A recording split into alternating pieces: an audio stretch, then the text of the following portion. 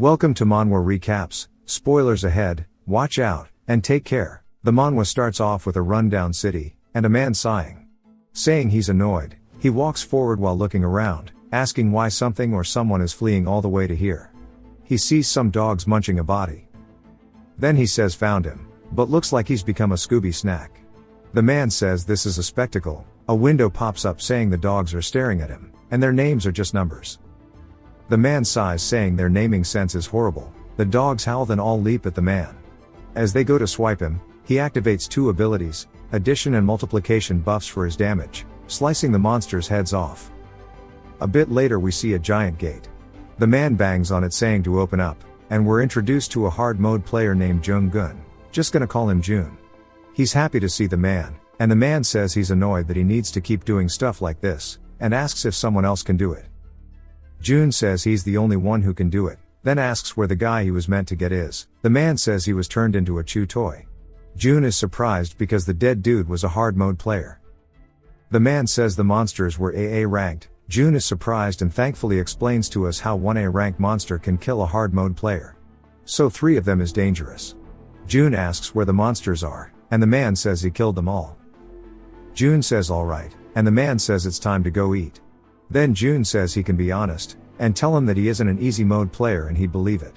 We finally learn the man's name is Kang Taizan. Of course he's an easy mode player. Taizan tells him that he can just ask any of the other people who exited the labyrinth with him. June says all the other easy mode players are dead, and the ones who do appear just die instantly. June asks how an easy mode player even survived here, saying that even the normal and hard mode players are struggling. June says it's crazy how strong Taizan is since he's a hard mode player, but doesn't even compare to him. Taizan thinks for a second, then tells him they just half-ass their clear, and they walk off together. At the cafeteria, which is just a nasty tent, Taizan asks why they keep only eating potatoes. June says they are the most cost-efficient for them to make with their simple cultivation skill. June asks him if he really didn't learn the cultivation skill. Taizan says of course not since they always had food in easy mode. They hear some people fighting outside. Taizan says it seems like another person cleared the labyrinth, and he's sure he'll be apprehended soon. June says he's a hard mode player so Taizan might need to step up. Someone else tells Taizan to quickly help. The player outside is going crazy asking how this is meant to be Earth, saying this must be a prank. Taizan opens the tent asking where Li Tian is, Yen for short. She's out on a mission. An alderman approaches the Mulder and tells him he needs to calm down and listen. But he gets punched in the face. Taizan says he'll deal with it, then warns June if he eats his food he'll kill him. Taizan tells the man that this is the reality of Earth now. The man replies saying there's no way this is Earth. Asking how they didn't beat a few monsters. Taizan explains how most players who return go crazy because they can't accept the reality of Earth. It happens quite a lot, and it isn't easy for them to accept. Taizan sighs, then says he just needs to beat the shit out of the man. He asks for his name to send a battle request, and the man tells him his name is Li Changchun, and asks who he is. Taizan tells him, and the guy flames him saying he's just an easy mode player who spammed the community board. And asks if he doesn't know the difference between them will be as wide as heaven and hell. Taizan says to shut up and fight, as he's getting bored. Changchun gets annoyed and draws his sword saying not to blame him if he dies, then puts a lot of buffs on his blade, you know the drill. The other players see he's used augmentation and power strike, and say he's strong. Changchun quickly dashes towards Taizan swinging at him. It creates a massive explosion from it hitting Taizan. But Taizan has an ability to completely nullify the first strike, so he receives 0 damage. Changchun is surprised. As the smoke from the attack begins to settle, we see Taizan actually caught his blade with his hands. Changchun says he's never heard of such a broken skill, and struggles to pull his blade back. Taizan says it's his turn, and swings at him. Changchun's skill blocks half of the damage, but of course Taizan has a skill to do true damage. Dealing 49 damage to Changchun. He sees how little damage it did and is relieved saying that he won't be able to make up the stat difference. Taizan says his health is probably over 10,000, right? And then he doubles his damage, then squares it.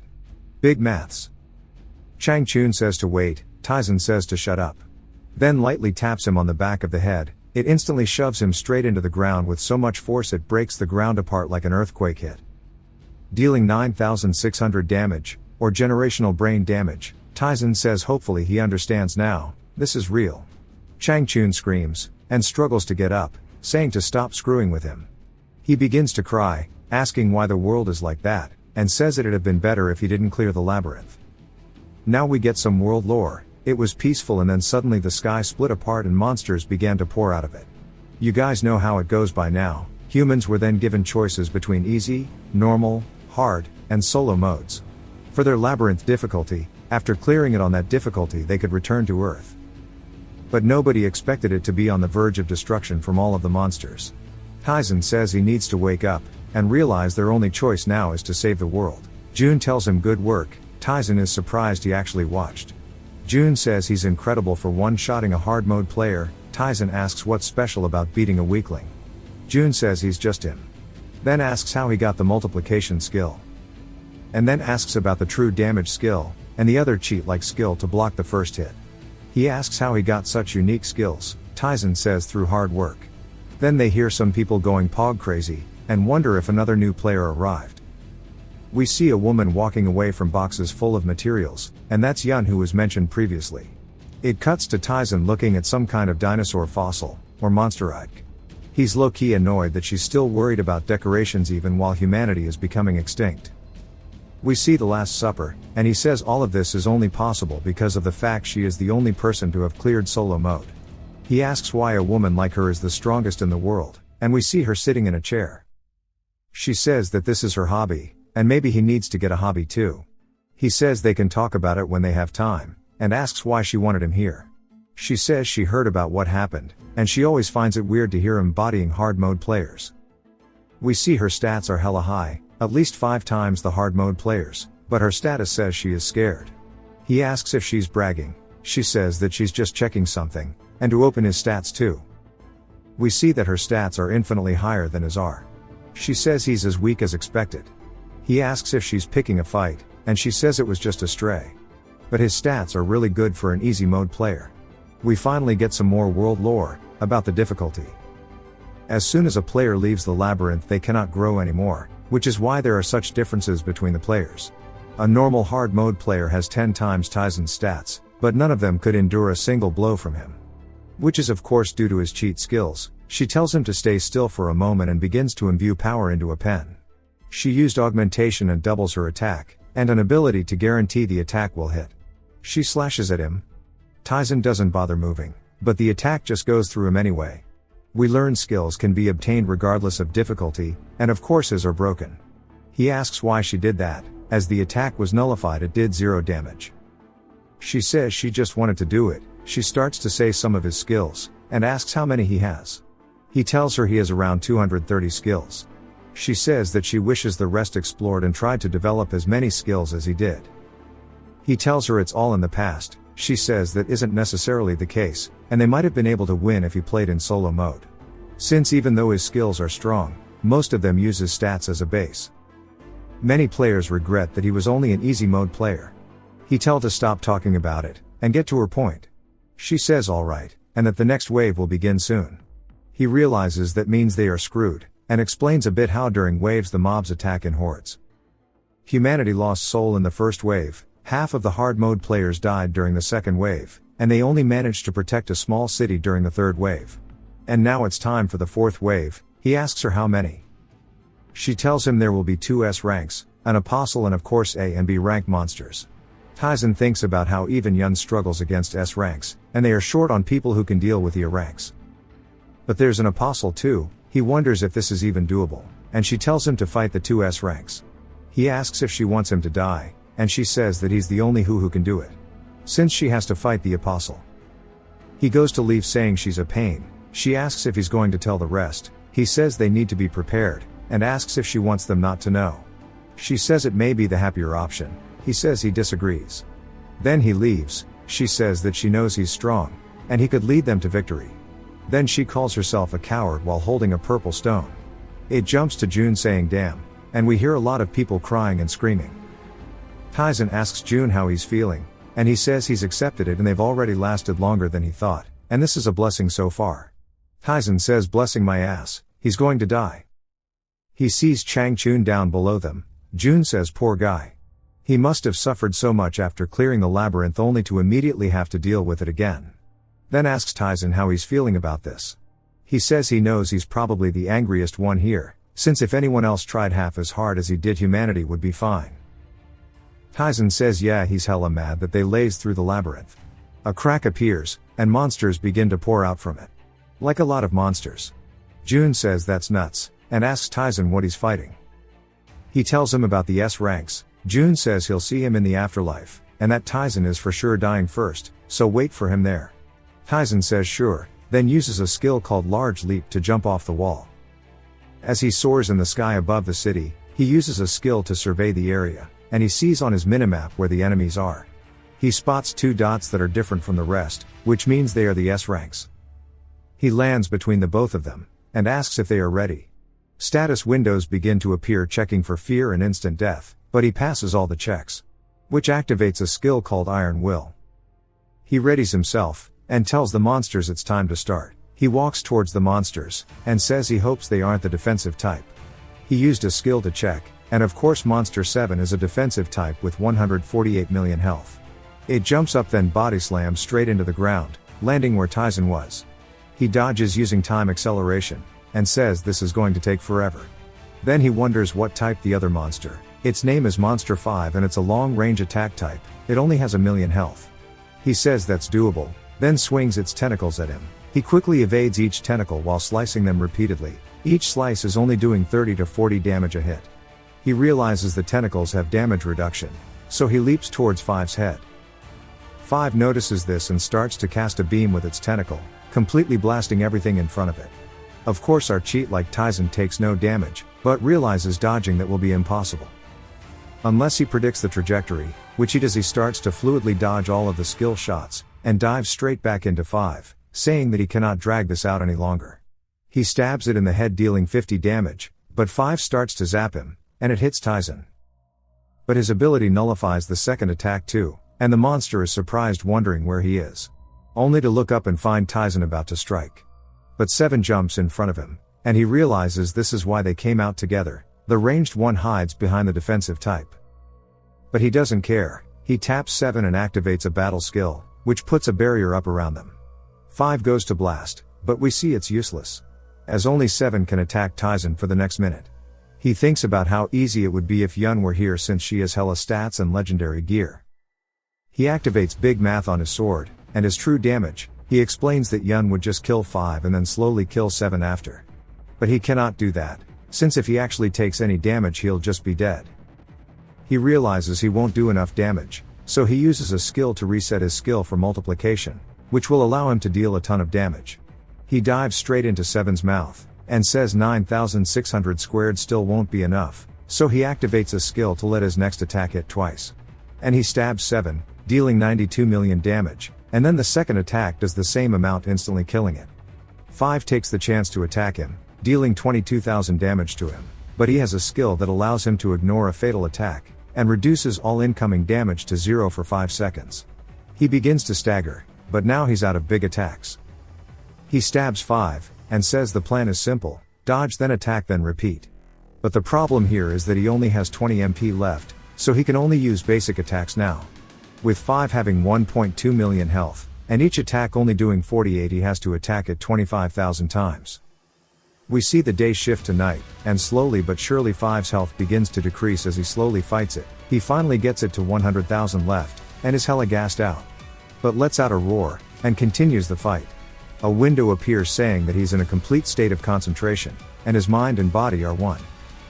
And that a power has been imprinted on his soul, so he's obtained a soul skill called Soul Quality Increase, but since he's already out of the labyrinth the skill gets sealed. He tells the window to shut up, and we see 5 barely alive. He stabs it between the eyes one final time, killing the monster.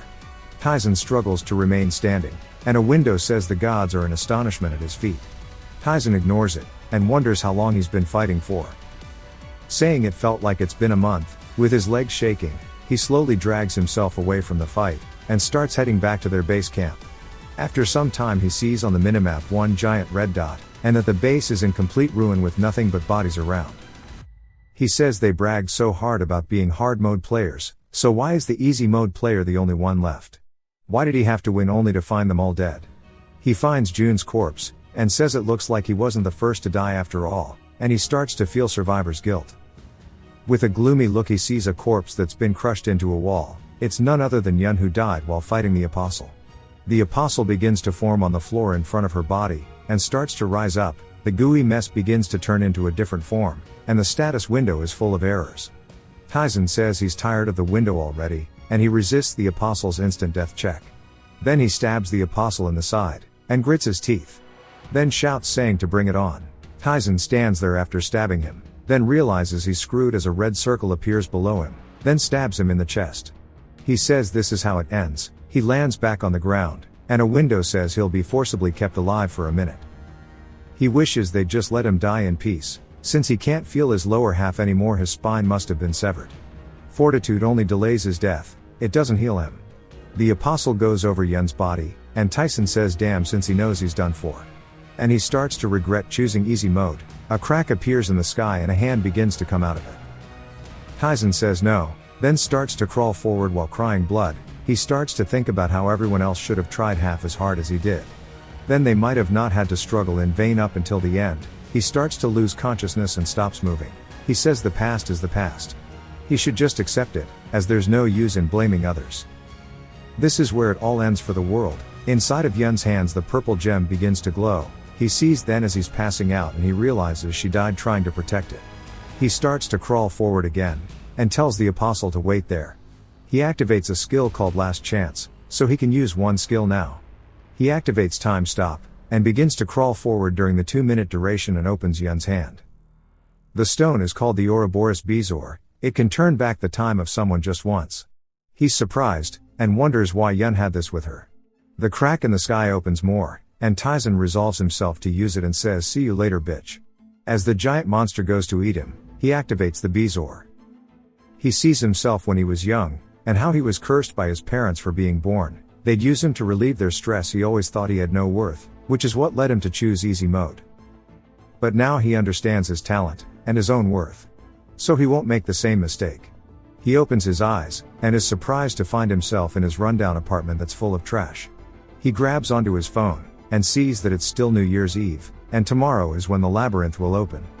He somehow finds pizza and is munching it. He's glad to finally eat something that isn't a potato. He starts to think about why Yun would have this item, and why she didn't even use it. Since Yun was a coward who always ran away, he opens his door to go outside. And says it's almost time, and that everyone in the world must be counting down right now. Thinking that things are about to get better for them, but in reality it couldn't be further from the truth. A crack appears in the sky, and the civilians wonder what's going on. We see a monster begin to come out of the crack. Tyson looks up at it and says it's just a B-rank monster, but it's time to start. The status window appears and says that their world will be destroyed by invaders, and the weapons they have now will not be of use against them. They start to cover it on the news. The window says do not worry, as a merciful being has taken pity on them, and has decided to give humanity a chance. They will all be able to choose and enter the labyrinth, clear it, and earn the power to save the world. Tyson says this isn't mercy, it's just entertainment for the gods. He goes to pick his mode, and says it's time to head out now. We get a little more world lore. Easy mode, they are blessed with food and rest areas, and even frail people can clear with little effort. Normal mode, food is rarer and there are less rest areas, but as long as you don't fall into despair you can clear it. Hard mode, the food and rest areas are really lacking and monsters will throw their lives away to kill you. Unless you get some form of safety you will not clear it. Then finally, solo mode. It's a mode where you are alone, you cannot meet anyone from your world.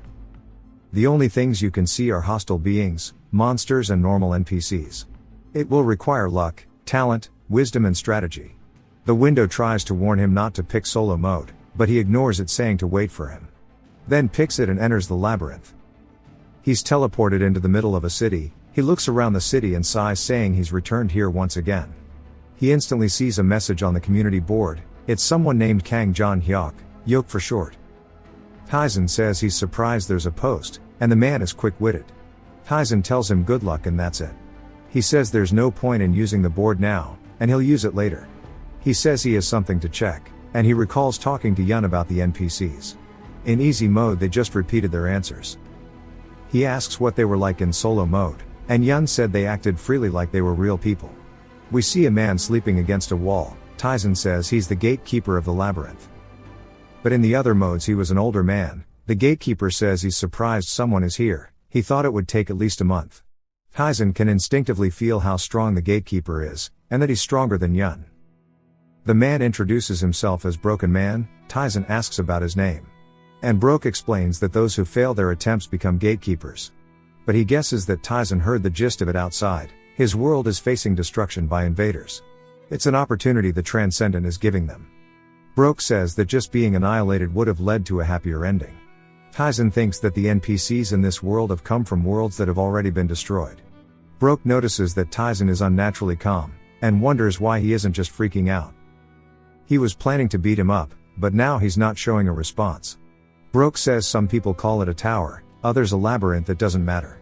There are 100 floors, and every 10 floors it changes majorly. He'll have to deal with food and water himself, and find information out himself as well. Taisen asks if that's all. Broke asks if he wants to explain the floors individually, saying he can buy info from someone inside. Taisen recalls Yun warning him that the gatekeeper was annoying and that he beat her up. Which is why he's not saying anything. Broke starts to make a rift with his fingers, saying he'll explain the basics. He pulls some stuff out of it, including a spear, which he swings at Taisen. But he intentionally misses and waits to see how Taisen reacts to it, but he doesn't show any reaction. Broke smiles, and says take it. Handing a sword and some armor to Taisen. Who tells Broke that it's copper, which annoys him. But then he starts to think about something. Taisen asks what it is, but Broke says it's nothing. Then hands him a wrist protector. Taisen says that Yun never mentioned this. Broke tells him he'll be getting a few skills and stuff, but he can all check it out himself. Taisen says okay and walks in. Broke wishes him good luck. Broke thinks about how Taisen was smiling like he was excited for the labyrinth. He says he's met countless challengers who were called geniuses, but none of them were able to clear the labyrinth. But Taisen is different. It isn't talent or skill but more foundational. It's his will to survive. He says it'll be good if he lives.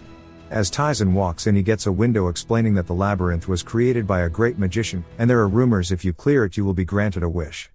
It's a sealed world filled with things that are meant to oppress the challenger, but if they succeed, eternal glory awaits. Taisen sees a bright light, and has arrived on the first floor. Which is grody as hell. Taisen says it's time to start his second life. Floor 1 starts with a window saying to defeat the boss and pass. We get a flashback of Yun asking Taisen if he had a shopkeeper in easy mode. He says of course. She asks what they were like. Taisen says he was a simple merchant where he bought potions from. She says in solo mode they sell a lot more than potions, and she shows him a bracelet that she bought. She says there was a lot more than this, but she didn't have enough gold for them. She says if he could have bought the items then he'd be stronger than her. Taisen only paid half attention during that time, but it didn't matter back then. He opens a door to see an old man, smoking a pipe saying he didn't expect anyone so soon. A window appears, saying he's met the lost king. Taisen greets him politely, and the shop gramp says it looks like he's got some wits. He asks for his name, and Taisen introduces himself, then asks if he's the shopkeeper. Of course he is. Taisen looks around and says that there's nothing in the shop. And we see it's hella empty. Shop Gramps smirks saying if he wanted to display all items the entirety of floor 1 wouldn't be enough. And he has no intention of showing him anyways. Taisen asks why he's here then. Shop Gramps gets angry, asking if he thinks he's here because he wants to be. He says he lost his kingdom because of this insanity and now he's suffering here for nothing. But he doesn't want to show his children to a brat who doesn't know anything. But if he can prove his worth that may change. He points to a corridor, saying if he goes in there and comes back out alive he'll show him his children. Taisen realizes the condition to purchase is just survival. He double checks it's all he has to do. Shop Gramps awkwardly stares at him, and says he's a weird one for sure. Taisen repeats his question, and Gramps says it's not that. Then Taisen says he'll be going then. Gramps wonders how he's so confident. And says it must be his Alzheimer's because he forgot he's him. He says it won't matter since he probably won't come back alive. Taisen starts to head down the corridor. He says so far the layout is identical to easy mode, and so far there aren't any dangers. Then he hears a rat screeching, and realizes that isn't true. He turns around to see a rat the size of a cat. It leaps at him. He says this was the boss in easy mode. And it bites him, dealing 10 damage. Taisen says the big rat's defense is low, but it's insanely quick so it took them a lot of time to defeat it. He attacks at the big rat, but it avoids it. He says it's as fast as he remembers. When they fought it in easy mode, the players worked together to chase it into a corner, then tired it out. But now he's alone, and his stats are lower than back then, so logically it's impossible to fight. Even Yun ran away from it at first. All of the players who were in solo mode, none of them fought with the big rat on the first floor. Now Tyson understands what Gramps meant by the coming back alive thing. Tyson starts to fight the big rat. While it bites him, he counterattacks but gets dodged. Tyson lifts his sword up, then stabs right toward the big rat, narrowly missing. The big rat backpedals to create distance. He says if he can't keep up with speed, then he needs to predict where it'll move. He starts to read the big rat's body language, and once he sees it prepare to move, he strikes at it. This intimidates the big rat, making it unable to think. Tyson straight up flames it for being dumb, and he says since it can't reach his ankles, it'll go for the next obvious spot. Which of course he leaves his wrist in a position for it to bite. The rat takes this chance to leap at him. Once it bites him, he lifts it up saying it's dead now. Then slams it against the floor, stabbing it in the chest. He repeatedly stabs it until it's dead, then we see him head back to Gramps. He's surprised, and Tyson says he's back while holding a bag of rat meat. Gramps drops his pipe seeing that Tyson survived. Tyson asks if he wanted him to die or something, and puts big rat materials on the counter. Tyson says since he's a shop, surely he buys stuff too, right? Gramps is still so surprised he killed one. He thinks about how he hunted the rat and butchered it extremely well, and how it was all done by someone who just entered the labyrinth. Gramps says he meets the requirements, so he'll open the shop. Tyson asks what he sells. Gramps says just say what he needs. Tyson asks if he has a tower shield, and Gramps asks why he wants a shield out of everything. He says so he can just crush the rats. Gramps says he likes the answer and places his hand on the wall. It turned golden and begins to open something. Then Gramps pulls out a tower shield asking if this one is good enough. Tyson says this quality is something from the 7th floor.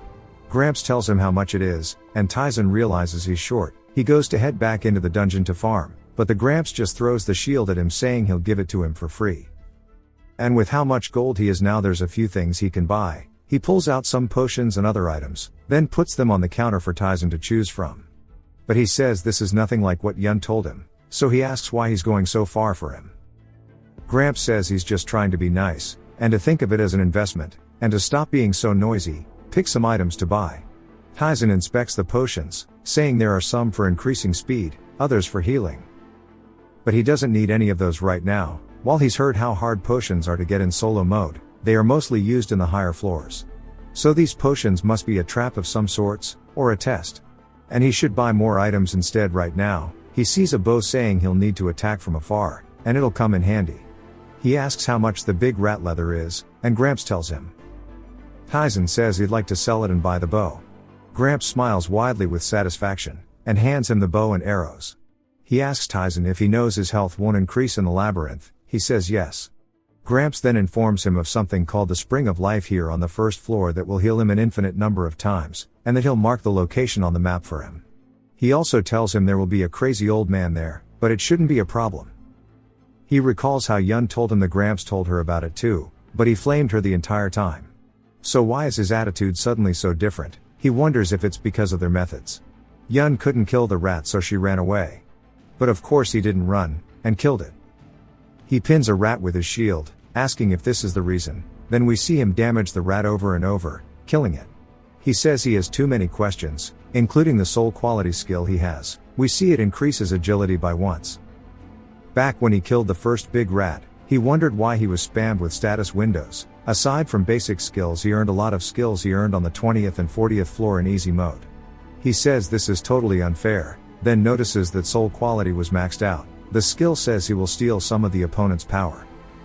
He remembers now that he got it from killing the S ranks, but he didn't check it since he was too tired and didn't receive the skill due to not being in the labyrinth. But he kept it when regressing, and he decides not to worry since he'll just continue to grow stronger. He heads towards where Gramps marked on the map, and encounters another big rat. He says he guesses it's typical to run into them in the corridors, but we see there are multiple of them and now he is surrounded by raticates. He explains how even with their small brains they understand that they hold the advantage here. Then he starts to bang on the shield and it distracts one of them. So he uses the chance to run at it, knocking it backwards. He says he will not falter or hesitate. The other rat's attack is back, but weak due to passing some mental checks. He obtains a skill called Unshakable Mind. He backhands one of the rats into the wall. With the level ups and new skills he can easily react to a big rat's speed now. He insta-killed 2 of them, and levels up again. The first one he knocked back begins to be intimidated, so it cannot think. He begins to walk at it. And the big rat starts to go for his legs. Tyson thanks the rat for being so easy to predict, and stabs it with his shield. It jumps to a door open into a green area, and Tyson walks out of it. He looks around and discovers it's the Spring of Life, which is considered a resting area. He obtains a first discovery bonus, and gains additional stats. Tyson cups some water into his hand and drinks it, which recovers him into his best condition. He compares it to the reset you get from sleeping, but says his mental will definitely not be recovered. So he sleeps until the next day. He decides to check the community board now. He opens it to see people in solo mode asking if they should enter the labyrinth, and some others says not to since nobody is responding from the inside. And other people in normal mode asking for assistance to clear floor 1. Tyson says he thought this would be the case, since only solo mode has no other players they'll be trying to reach out. He smiles out of relief, after seeing Yun asking how she's meant to do this with crying emojis. He says for her to be acting like this at the start when she was considered the strongest, but he interrupts his own thought saying she might have been a scaredy cat until the very end, and just hit it to the rest. He says since it's only been a day since the labyrinth opened and most solo players will enter after a month has passed. He starts to comment on the video, saying he wants the next part. Many of the solo players then see a new message and it's Tyson explaining the clear method for the floor.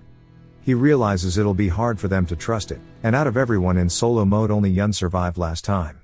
He decides it's time to grind. He pulls out his sword, and starts to cut some of the big rat meat up. It looks poisonous, and he wonders if it's even edible. But decides to eat the raw meat, and starts to chew it. The system runs a status check, and he's gained food poisoning. It will decrease your health for 2 days and if you don't cure it you will die. He drinks from the water, saying it's a nightmare for noobs, but instantly recovers to his best condition again. He keeps eating it, while explaining how hard it is to get food here, so he will be forced to eat raw meat in the future. He gets food poisoning again, and clears it with the water. He says he's starting to get full, and then a window appears saying he's suffered through many diseases so he's obtained a basic disease resistance skill. Now the food issue is solved with this. Now he'll be immune to food poisoning, and he decides it's time for the next skill. He gets into the water saying he hates doing this, then he shoves his head under the water and starts to drown himself. He says he needs to endure it. As he tries to beat David Blaine's record we see bubbles forming in the pond. Then he leaps out of the water. Due to drowning himself he's obtained 2 skills, one called Unbreathe and the other Line of Death. He's gasping for air out of the water, saying this better work. Unbreathe lets him hold his breath for twice as long, which will be useful in areas where there is poison in the air. But since you need to drown yourself just shy of death most people don't get it, but you get Line of Death too so it's not bad. Line of Death allows him to feel how close to death he is, and he wonders why his proficiency is so high. It's the same as it was in the future. He's surprised he can inherit something like this. He wonders if it's because it's a skill tied to the mind rather than the body, but then says his other skills didn't transfer. He says he has no idea, and he really doesn't plan to dwell on it too much. He pulls out his sword, saying he should just focus on earning more skills, and he's just getting started. It jumps to Hyuk, one of the solo mode players, asking Tyson if he's serious. I guess he posted how to get the skills, and Tyson says it's high risk high reward. Hyuk says he can't do this right now, and Tyson says it's his loss. Someone else tells Hyuk Tyson is just crazy. Back to Tyson, he is focusing while using Unbreathe with his sword. He explains that combination is important for skills. If certain skills and situations happen at the same time a new skill can be obtained. He performs various slashes with his sword, and explains that Unbreathe only applies while he's standing still, but he continues to hold his breath while slicing with his sword, then finally exhales and is gassed out. It says he's attacked many times while not breathing, so he's unearned unbreathing attack. And due to having obtained 10 skills he earns a title named Skill Player. Tyson is happy with his progress, and explains that since he can read the movements of the big rats, he can also do it with humans. Unbreathing attack will let him freely change his tempo, and he used the skill a lot when he cleared the labyrinth before. He opens his stats to see that his agility is 21, and he says that Yun only had 13 when she fully cleared the floor. Now he's so far ahead he can start working on his main skills. He explains that they are skills that will help him overcome large stat differences, such as his skills like addition and multiplication, or true damage. And his other cheat skills, they are super strong skills, so they have very specific ways to be obtained. For example, the complete surveillance skill was from evolving detection 3 times.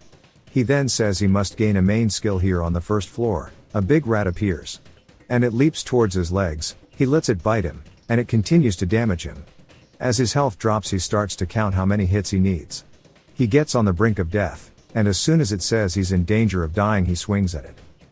His proficiency in line of death and calm mind both increase. The rat goes in for another attack, but he blocks it, which earns him the skill block. He says it's a good skill, but it is not the one he wants. He wants a skill called Endure, that would nullify death just once, then all damage after for a short duration. Nobody obtained the skill except him. He flashbacks to June asking how he got it, and Yun too. They ask why he's the only one with such skills. We get more lore about how skills can only be passed through others, or do something others could not. Or if you try to do something similar to the skill. He obtained Unbreathe by holding his breath, and swinging in that state gave him Unbreathing attack. So what should he do if he wants to learn Endure? The answer is simple, he just needs to continuously block attacks that would kill him. He does so, and earns the skill Endure. He smiles, then smacks the rat. He says it's a skill that can save your life, so there's no point in being too afraid not to learn it. June and Yun both blankly stared at him, then called him crazy after he told them how to get it. Taizen's mind is set on risking his life to further protect it. He drinks from the pond of life, and his leg heals up. He says he's glad he earned proficiency in the other skills, and wonders what to learn next. He starts to try and think, but has trouble since he had other 200 skills. An old man in armor enters the room, saying there's a visitor. The status window says he's a person searching for God. Taizen quickly pulls his shield out, and realizes it's an NPC. The old man asks if he's an adventurer. Taizen says that is correct. He recalls Yun mentioning something about this, but he doesn't know what she said next. The old man quickly launches a surprise attack at Taizen, and says try to block this. The old man is named Einzel, and he uses a non-lethal attack. As it gets right in front of his face, it activates his line of death. Taizen quickly raises his shield and the attack hits it. The impact creates a shockwave. Taizen says it's heavy as hell. Einzel is impressed. Taizen pushes the attack to the side and earns a skill for deflecting it. Then Einzel says what about this and punches at his face again. Taizen says there's nothing he can do, and eats it. It sends him flying into a wall. Einzel watches and says amazing. He thought it would do 100,000 damage, but it only did 30,000. Taizen is surprised he broke the labyrinth wall in one hit, and says all of the NPCs are monsters. Einzel says he was surprised, since Taizen let go of the shield as soon as he hit it to mitigate the damage he took. Taizen says he couldn't just stand there and take it. He agrees with him. Then stretches his hand out, saying he wasn't planning to kill him. And even if it was a lethal attack, he has Endure, so it's no problem. Taizen is surprised he saw it, and Einzel says he's been fighting while on the brink of death for a while, but his skills are impressive. He didn't expect him to deflect his attack with such low stats. Taizen says Yun never mentioned this. Einzel says he was afraid he would be a weakling, but he passed with full marks, then asks for his name. Taizen tells him, and then Einzel introduces himself, saying he is seeking his god. It jumps to Yun gasping over the water and complaining about the rats. We see Einzel walk into the room, then she turns around to see his fist right at her face. He seems disappointed and says she's a coward, then walks away. Then she never saw him again. Back to the present, we see him happily shaking Taizen's hand. Taizen asks why he attacks suddenly, and questions if it's to harass the weak. Einzel says of course not, he's a paladin, so why would he oppress the weak? He does it solely to evaluate those challenging the labyrinth. He checks whether they are worth his acknowledgement, or if they have what it takes to survive, and there's nothing more annoying than someone who doesn't understand themselves. But Taizen passed. Taizen asks what god he is looking for. He explains how there are many gods in the labyrinth. Many of them test and reward the challengers, but most people didn't care about them since they only existed in solo mode. Thanks to Yun telling him about how awful they were, he learned a lot of information about them. Story time ends. Einzel says the more people who know of his god the better, and the goddess's name is Levininov. He says they all worshipped her, and prayed from dawn till dusk. There wasn't a god more beloved to them, but his world was destroyed and he's the only one who remembers her. Taizen asks if he came here to find her, and he say exactly. Taizen knows who and where she is. The problem is that when Yun found her she was brutally murdered already. And it really messed with her mental. Taizen wonders if he should tell the truth or not, then Einzel says he has a question. He asks if he's in a rush to escape the labyrinth. Taizen says no, since his goal isn't to clear it, rather just get overpowered. Einzel claps, then suggests he learns some of Levinov's skills. Taizen says sure, and Einzel is surprised he instantly agreed. Taizen says he has no reason, also if someone this strong is sharing he'll gladly accept. Taizen asks what he wants in return for learning, and Einzel says just consider it an apology for attacking so suddenly. Even if it was a test, he was violent with someone he's never met before. Taizen asks why he just didn't attack in the first place. Einzel says he's mistaken and the reason he's apologizing is because he's worthy, and if he wasn't he'd have spit on him and left. He keeps yapping about the goddess's skills. Taizen agrees and Einzel is relieved, then says there's no need to delay. Time to begin.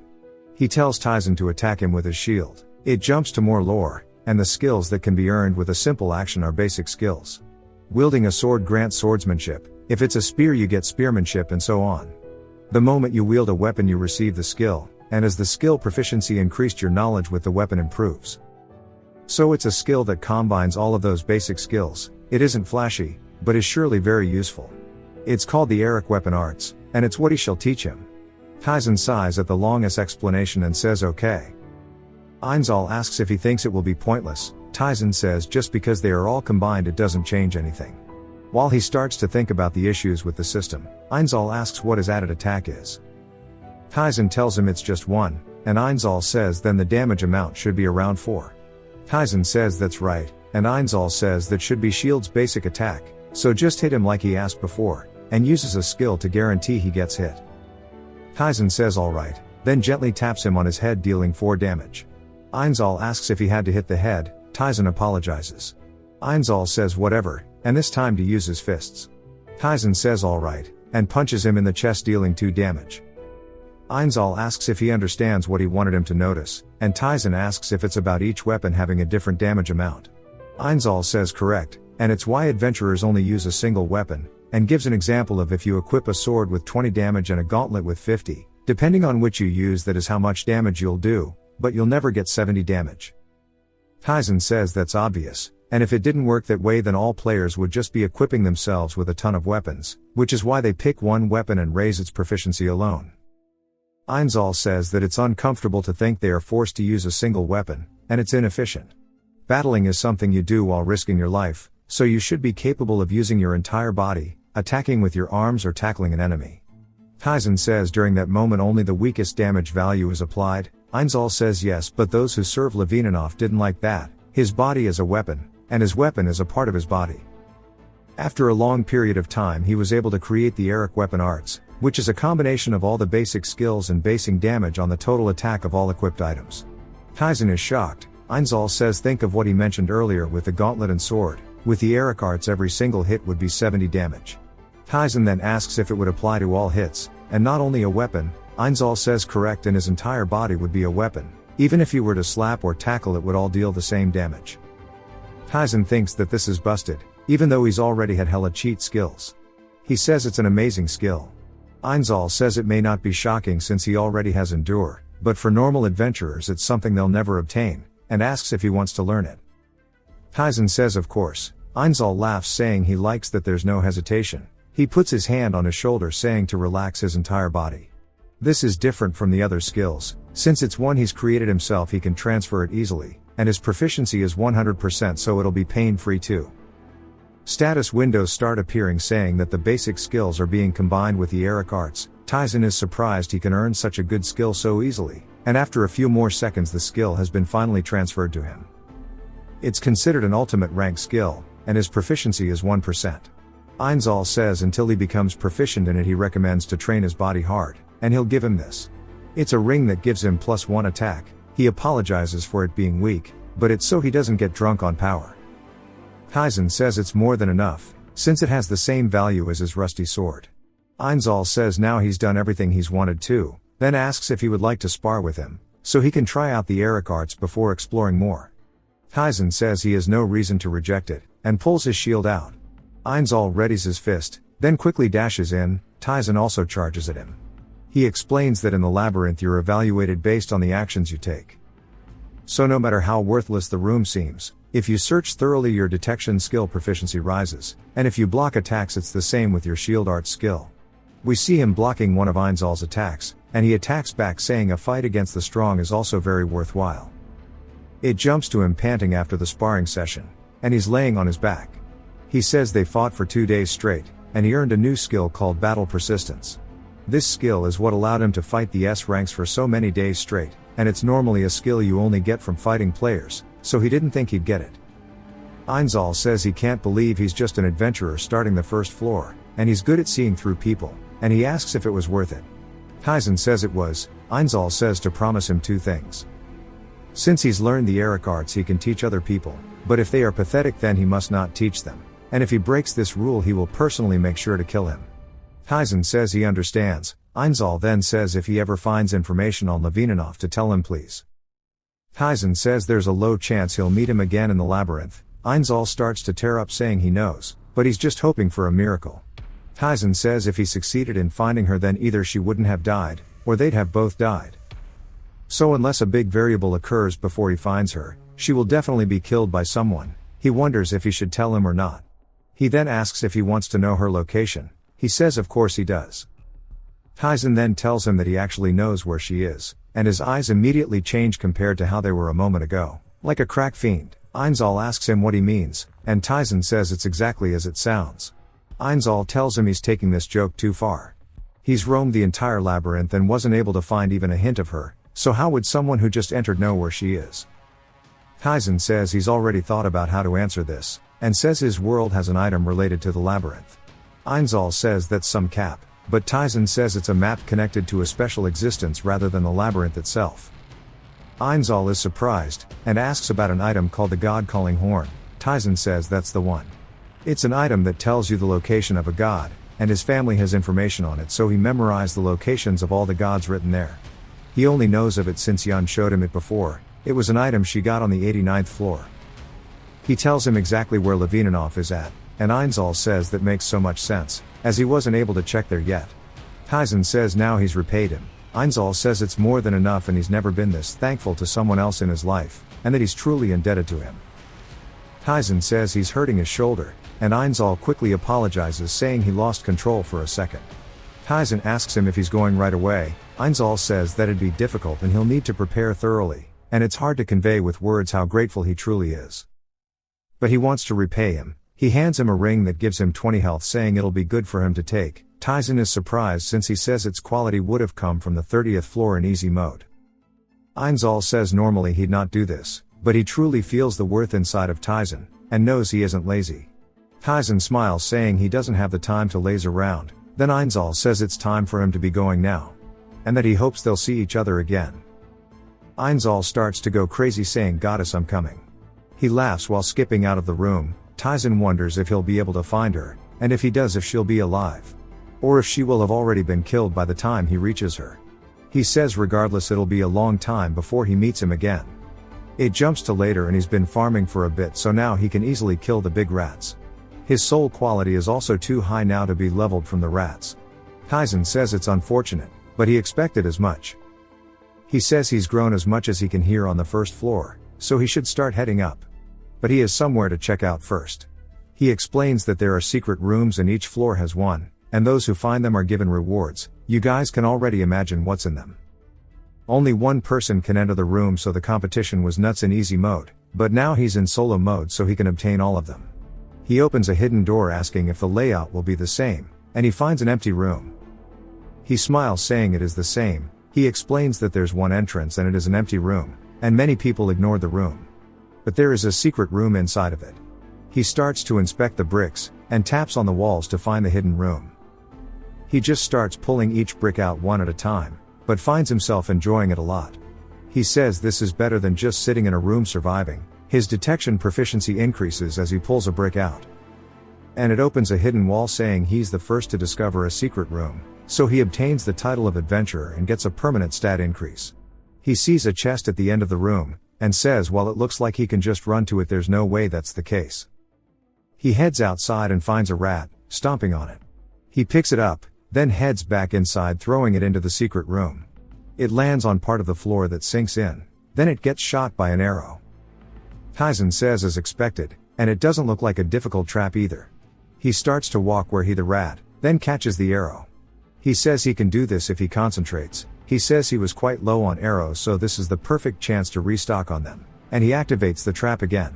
He quickly grabs 2 arrows from the air, and as another flies at him he dodges it, saying it's getting more difficult, but buying arrows from the shop would be a waste when he can just get them for free here. We see some of them have poison and paralysis on them. But it doesn't matter to him. He wonders if he should go again from the first trap, and more arrows fly out. He says it's an exploit, but it works for him. After 100 arrows he says it should be enough, and he starts to walk toward the chest.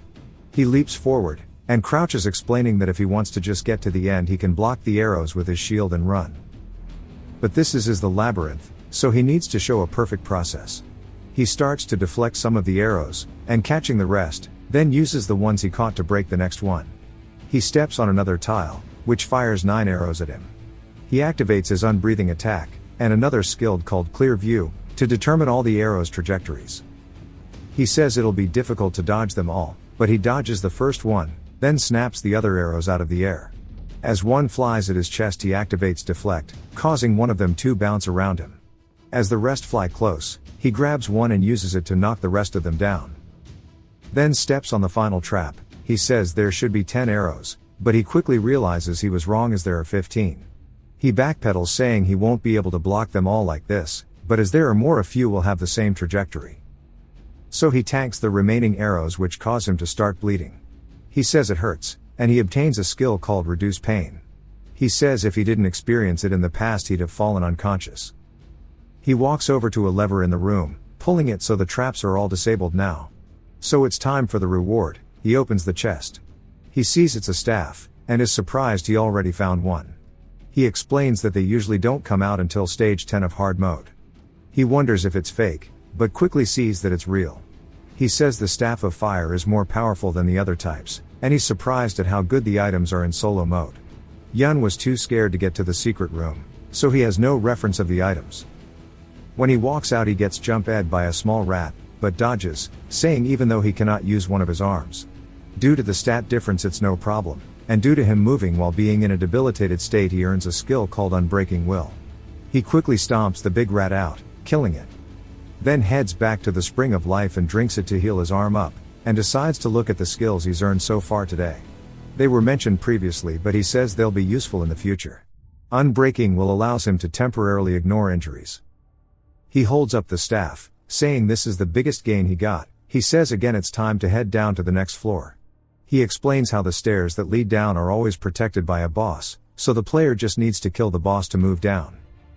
He walks up to a big red door, saying it'd be nice if the boss was an easy one, but since it's solo mode he already knows it isn't. He opens the door to see a battle scar that is actually quite large. The giant rat screeches at him, and he says this was the boss of easy mode's 10th floor, and he recalls how hard the fight was previously. The boss starts to run at him, and he says he's ready. More lore time. The boss isn't something that players can beat without a lot of effort, so Yun Cheese did she use the fact that the boss cannot leave its room, like a Dark Souls boss, and filled the room with oil then lit it on fire, which eventually killed the rat from smoke. He says since she was the only one to survive solo mode it's surely a good answer. But he knows that he can do better. He pulls out the Staff of Fire and as the rat gets right into his face he activates Fireball, which deals 14 damage to the boss, and it failed the fire resist check so is on fire. He says this is good, since it will deal 1 damage every 10 seconds, but it isn't enough. He draws his bow, and shoots a poison arrow at the rat dealing 7 damage, but it resists the poison. He says he'll just keep trying until it works, then shoots paralysis arrows at it, until one of them actually stun it. He says the arrows are goated, but it's time to start the grind. He walks up and pulls more arrows out. He continues to damage it, and says his plan is simple, paralyze the boss then spam it full of poison arrows.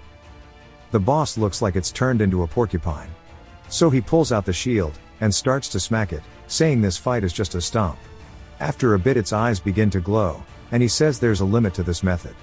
He explains how when the boss reaches below 20% health it turns into a berserk state, so the paralysis arrows will no longer be able to stun the boss, and that's how they lost a lot of people in easy mode. He says it's time for the second phase. The boss leaps at him and attacks, but he blocks it. He says it might be too much with his current stats, as his strength is too low. so he'll use his dexterity to slowly whittle its health down. He smashes its foot, causing its nails to dig into the ground, and he uses the chance to charge it and hit it. The boss roars, then counterattacks, but Tyson smacks it back, trading blow for blow. He's starting to run out of breath, and decides it's time. He equips his sword, and uses unbreathing attack. Then starts to slash at the rat, dealing 15 damage to it with 2 attacks, but the boss claps back, dealing 24 to him. He says he can take a few more hits, especially if he uses endure and deflect, he can maybe tank 8 of them. He attacks the boss again, and decides he needs to quickly finish this fight, so rushes straight in. He parries the boss's hit, so his next attack will deal extra damage. He stabs the boss straight in the chest, causing it to spill a ton of blood. The boss roars with its final breath, then falls onto the floor, and he gets a window saying he's cleared the first floor. He says it was easier than he thought, and now it's time for the rewards to begin pouring in. He gets spammed with notifications about stat increases and so on. He levels up so he can recover to his peak condition. He gets a stat increase potion as well, but due to clearing the hidden condition he gets 2 additional ones. He says these are hard to get even after the 50th floor. He quickly chugs them over the boss's corpse. He decides to use the stats on strength since it's his lowest stat, and now he's pretty happy with his current stats. He sighs, saying it's crazy high they are for being on the first floor, and he got another skill called counter, which is what happened when he deflected the boss. He lays down on the boss, saying he's gotten everything he needed. And he wonders how his community post is doing, and since he has no expectations he decides to go check it out, and is surprised. If you've watched till the end, comment, Meerkat, to let me know. There's a lot more chapters, but I wanted to see if people were interested enough to warrant another part. Subscribe for more videos like this, leave a like or a comment to help the channel out. Thanks for watching.